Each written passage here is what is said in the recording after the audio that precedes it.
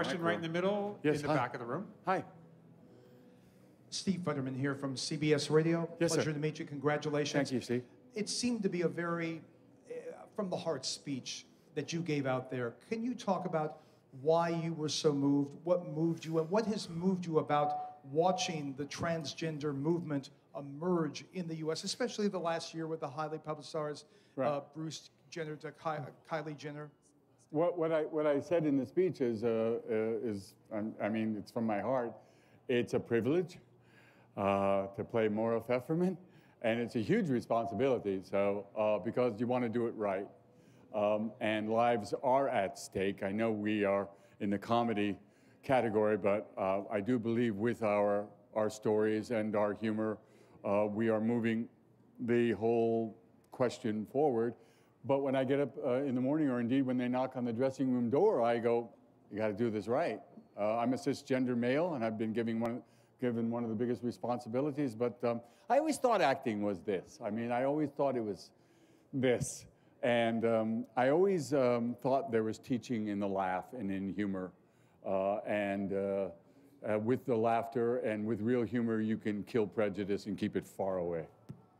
Question on the right, on the white. Jeffrey, I've talked to you before about how wonderful it is that people come up to you and tell you how meaningful this is to you, this role. Is there some of those moments that have stuck out? Is there a special fan moment? Or there was a moment that I sometimes talk about. It was in at Sundance, and some parents came up to me and said, "We really love the show." And well, thank you, you know. And then he said, "No, we really love the show and want to talk to you." And their little son, Robert, I don't know the name, was going to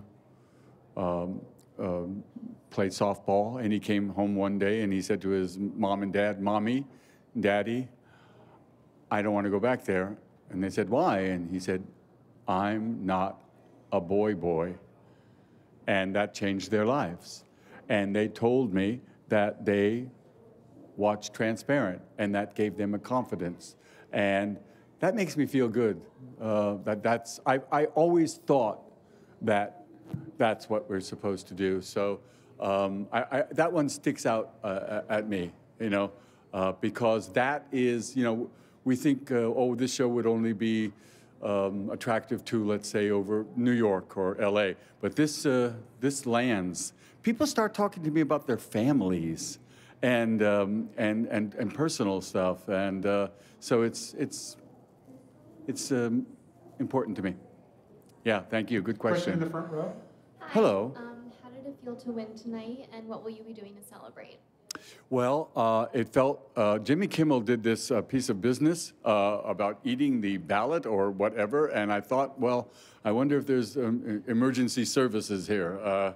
It was quite a moment, but it was great. And you know, I have to tell you, I'm not shy and bashful about holding this up, because this is bigger than me, and it represents what Amazon has done and what the transgender community is doing, and what our show is about. So, and we are the little engine that could. So I hope more people watch it and get to experience this this revolution.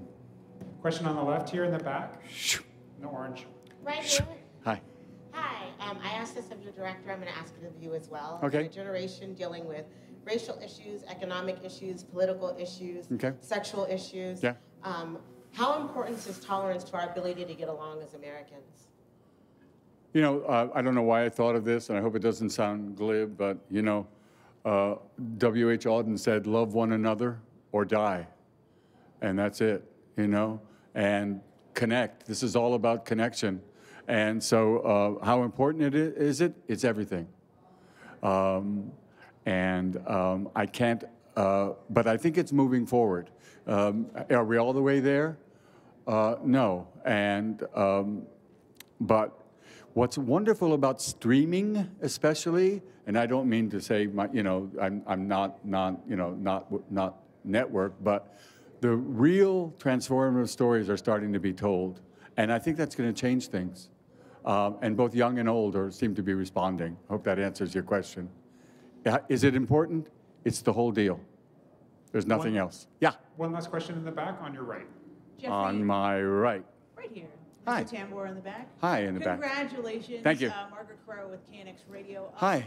You do such a phenomenal job portraying Maura with such this sensitivity and this beauty. What did you as an actor have to do to embody that role? Well, I had great, I mean, first of all, you know, there's a wonderful adage in acting, you're stuck with the character, but the character is stuck with you. And I felt, you know, I get a lot of questions about the externals, you know, about the hair, the makeup, the thing like that. And that was not even a bit daunting to me. I actually liked it. What was a bit daunting is the inner journey that I had to allow myself. And it's glib for me to say, well, I had to explore the female side, because that's not true. But I had to explore more of Jeffrey than I ever had to. And I think that's really important. And I really like Maura Pfefferman. I believe in her. And I think those roles don't happen where you go, oh, I know who that is. I like her. So she was sort of, you know, she's a good friend. She teaches me. And I love the fact that she doesn't quite know how to walk, you know, in heels yet. And I love the fact that she doesn't know how to make up and still doesn't really have a friend in the community and is just starting to go to the LGBTQ meetings and things like that. So she's a 71-year-old teenager. And I love that. Thank you so Great. much. Thank You're you so welcome. much. Thanks. That's all the time. Thanks, guys. Thank you so much. Real pleasure.